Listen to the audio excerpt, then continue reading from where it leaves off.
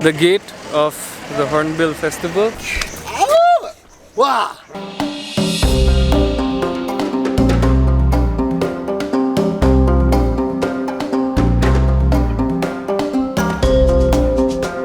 Oh wait, I'm going to show you something interesting.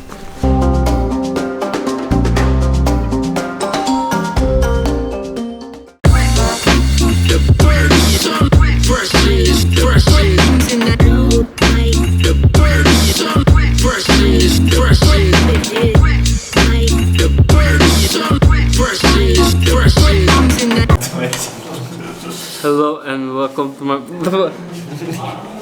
what this? We are in a place, I don't know where we are. So we are in this place and we are having puri, right? Yeah, puri. Puri and all. So light lunch for us. The puri is here. So let me have the puri first and then I will see you guys in Kohima. Hopefully at the Hornbill festival.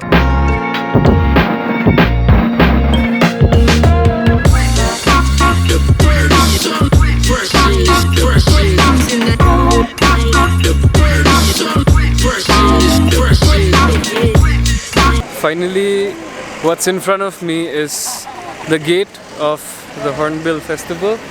You have to buy tickets. I just got the camera pass as well. I'm a non-local, so I have to pay 50 rupees for the entrance, and for camera pass it's 100 rupees, and if you are a person from Nagaland, then you have to pay 20 rupees for entry.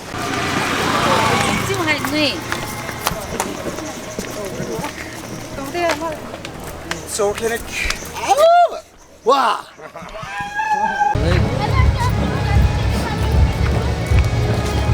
So Hornbill festival is basically a festival where all the tribes of Naga and also other tribes from the northeast, they come together. They showcase their traditions through their attires.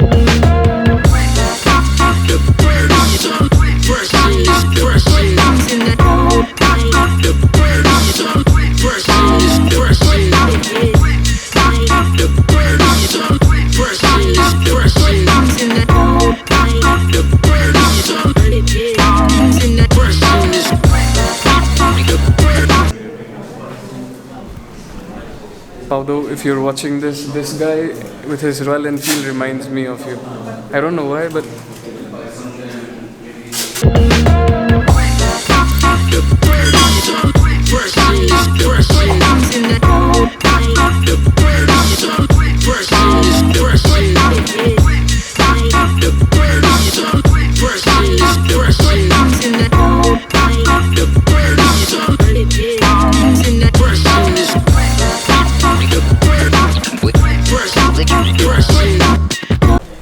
this is the main village attraction. This is the heritage village. So as you can see, these are all constructed traditionally, where all the tribes, they come and meet, and this is where they hang out and have meetings in their tribes.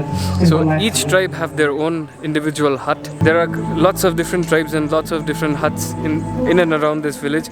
I hope you have seen in the drone shots. And I guess this is the drum. This is like a drum that they play. Oh yes, I found it. Let me show you how this is played. So you just like take one of this, I don't know what you call this, but then sticks, and then you hit it like this on the drums and you play it. It's nice. There are lots of people playing in different rhythms. And this is where they have a fire.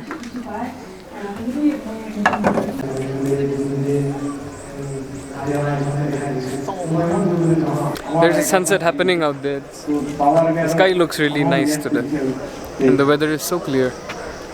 Sakura trees up there. Most of it is bamboo leaves, as I can see, and they have like animals, tigers. This is the traditional Naga tribal warrior. This is the warrior attire, and then yeah, they have the symbolism of the human skulls, because Nagas were traditionally known to be headhunters. So they have the skulls and everything here. Monkeys, all the animals that you find in the state. If you ever come to Hornbill Festival in the future, don't forget to come to Sumi special dish akhuni with smoked pork. My goodness, I ate so much. I don't think so I ate better pork than this ever in my life. It's so good. So I came to this shop. The name of the shop is Shop. I came here to buy Desidaru, the way Domi says. Shout out Domi if you're watching this. The local rice beer. I'm gonna taste and see how it is. This is the Lotha? Okay. So it's from the Lotha tribe.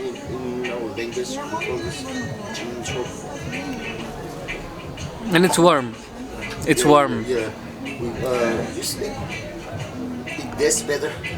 You make it with rice, right? Yeah. You have to Herbs.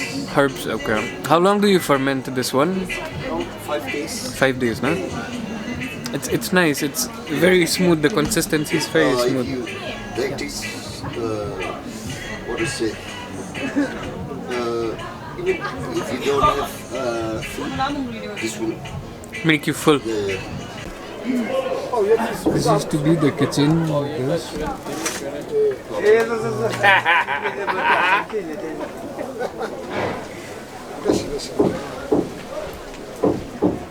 These are the flowers that I used to make chutney. And then these are pieces of meat that are kept here for smoking, I believe. And all the vegetables. I hope I pronounced the name correctly. Give all our guests on stage a round of applause. It's written Pochuri out here. And not forgetting And these used to be actual human heads in the past. of Koyapa Kiloskar, Vikram Kiloskar, who very unfortunately passed away a few days ago. He had plans to come here, and we are very happy. Everyone, those who can rise, I'll be very grateful. If you are able, please stand to your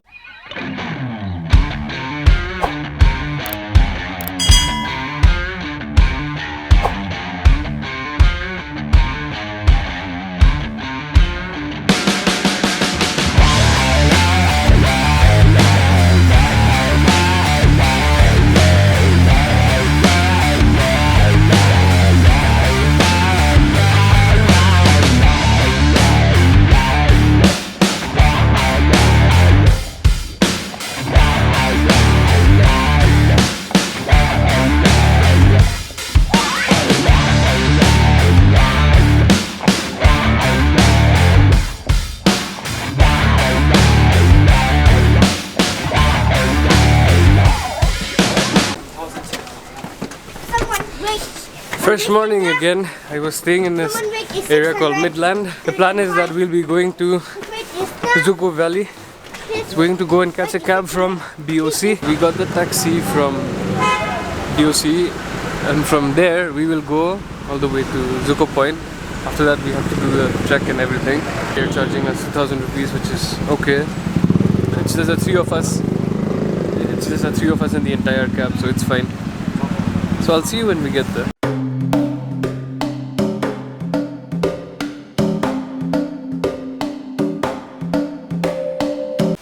So right now we are here in Visoma Point, and from here we have to like register ourselves that we are going for the trek. So we have to buy tickets and everything from here, and after that we are going to go all the way up to the dropping point where the taxi driver will drop us, and then we have to start trekking.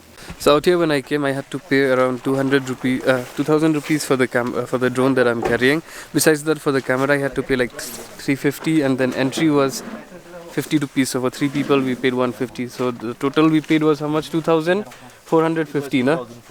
Yeah, 2,450 in total. So now we're gonna go into the car and we're gonna go all the way up. Do you see how narrow the roads are? The sumo was just passing by us. We had to give a pass in right at the edge of the cliff, and oh my god, it's so scary.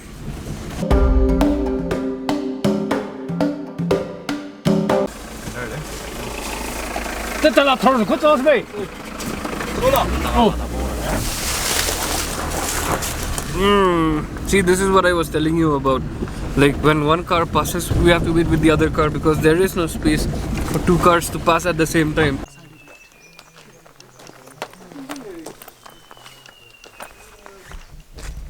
So we have reached the Dzukou point right now. The taxis will drop us only till here, so we cannot go any further. So what we are going to do is carry the luggages and we have to go up walking. I don't know if we will take a guide or not, but let's see. For now, what we are doing is we have just decided that we'll just go on like cowboys because we are cowboys, right, Toshi? Yep.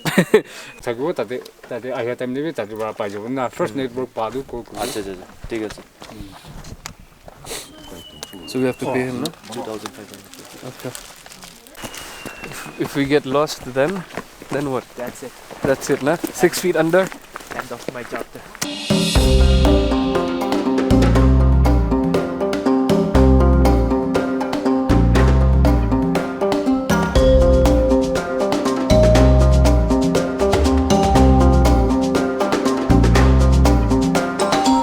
We just took a very short break out here because I was having some chest congestions because of the climate, na?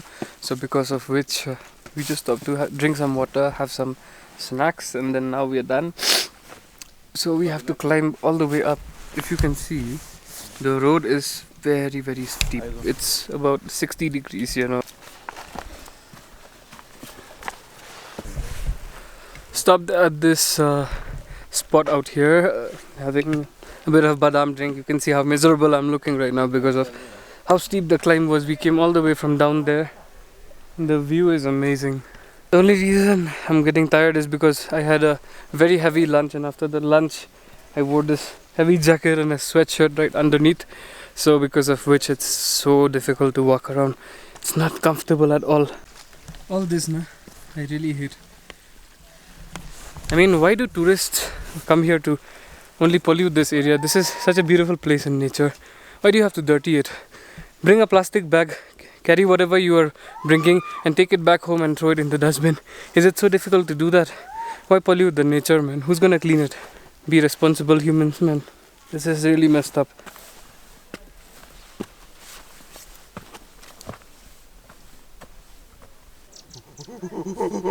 And this wild animal right here. We are all the way up here, see? Hoi, hoi, hoi. Watch out, watch out, watch out! Randy Orton! What? RKO out of nowhere! Oh, come on, man. I thought we were in trouble. The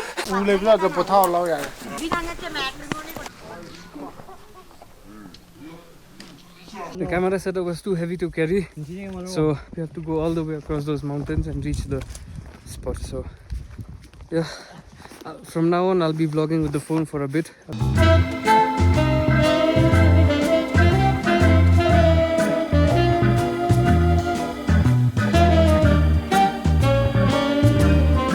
So we are less than a kilometer away from the point where we are supposed to reach. After that, I'm going to show you this view.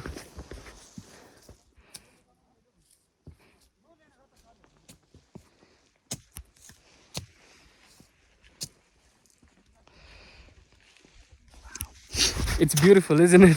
It's so nice. Even Toshi went.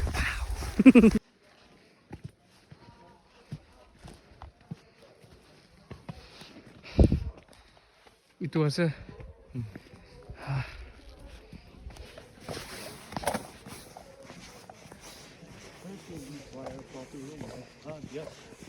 yeah.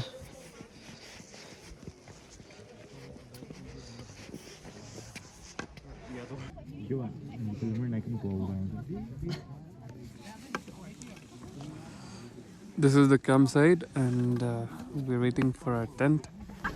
We'll check an area to set up the tent, right? But not in a place like this, because this place is like uneven, and I've slept in places like this. It's not cool, man. It's really not nice. We were lucky that we found the tent for ourselves, because by the time we reached there, most of it was already booked from before. Do not be fooled at how comfortable we are looking, because we really were not. The three of us had to squeeze inside one tent itself, and it is so cold in Dzukou Valley that if you had left the zipper of the tent open, then we would freeze to death because it is so cold.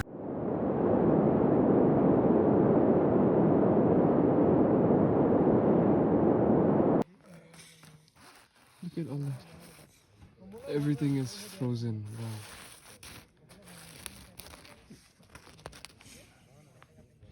It's nice, isn't it? A snowball. Oh, so this was our tent in the night. We slept in this tent, and as you can see, there are all these tents in and around us. All these are campsites. Many people say, is Dzukou very cold?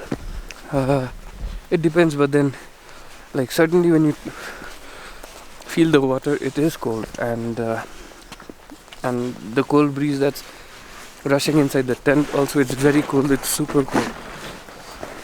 I don't see any frozen water or anything, but then, yeah, as you can see, it's coming out. Oh wait, I'm going to show you something interesting. Look at this.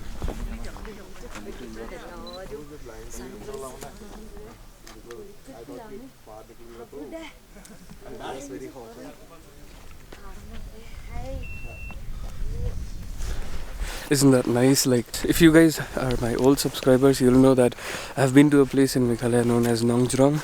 In Nongzhrong, you see something similar like this, and I get to see the very same thing in Nagaland. It's so beautiful. I'm gonna fly the drone now, so do enjoy the drone shots.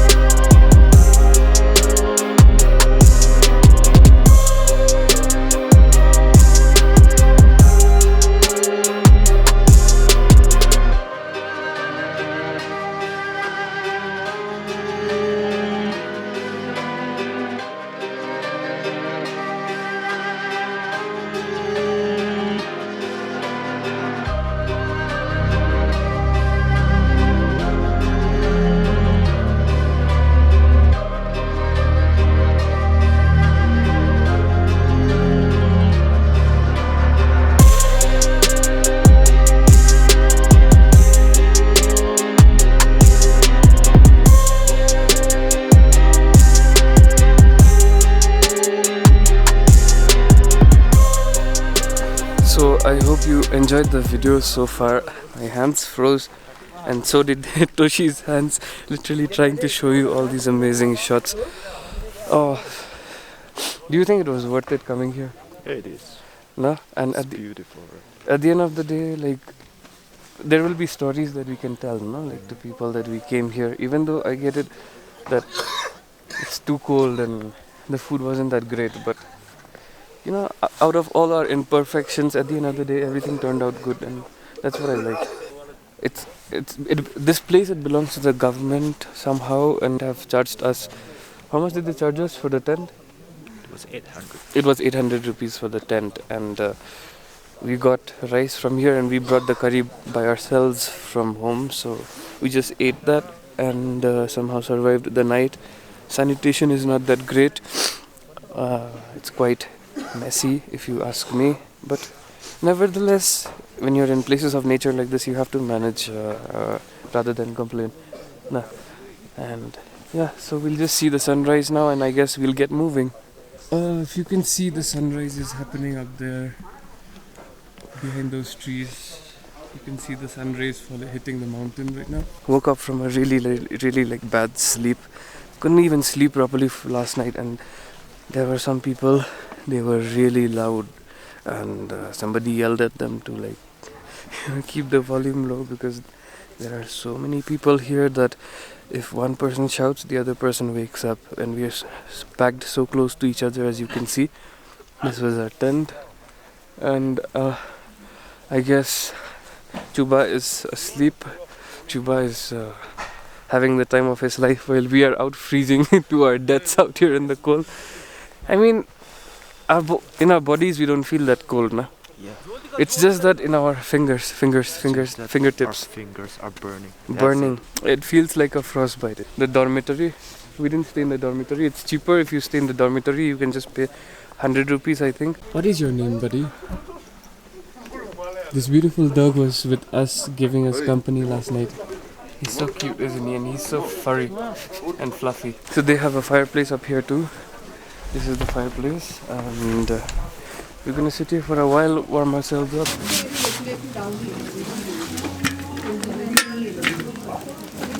That's good.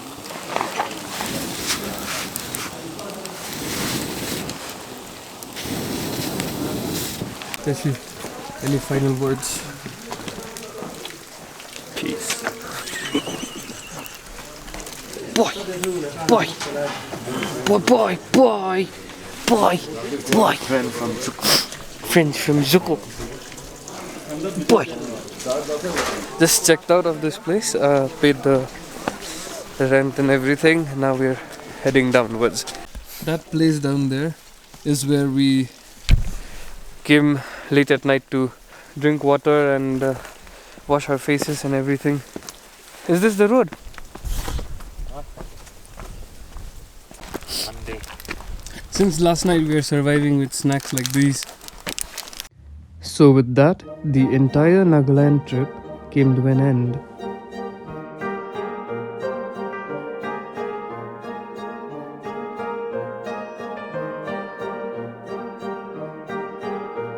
On the way back from the trek of Dzukou Valley, I came across this very interesting bird. I clicked some pictures of it, but I did not know what bird it was. Upon coming back home and doing some research, I found out that it was called the Blitz tragopan, which is also the state bird of Nagaland. If you've watched this video so far, don't forget to hit the like button, click on subscribe, and also please do comment your thoughts down in the comment section so that this video can reach out to more and more people. And also it would motivate me make more such travel series videos. I'll see you until the next one. Stay safe. Peace.